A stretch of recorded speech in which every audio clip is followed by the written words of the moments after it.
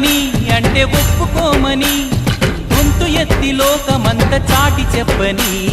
ప్రేమే తోడుంటే నిత్యం మధుమాసం తానే లేకుంటే బతుకే వనవాసం ప్రేమే కలకాలం మన వెంట ఉండి నడుపుతుంది నిండు గోదారి కదా ఈ ప్రేమ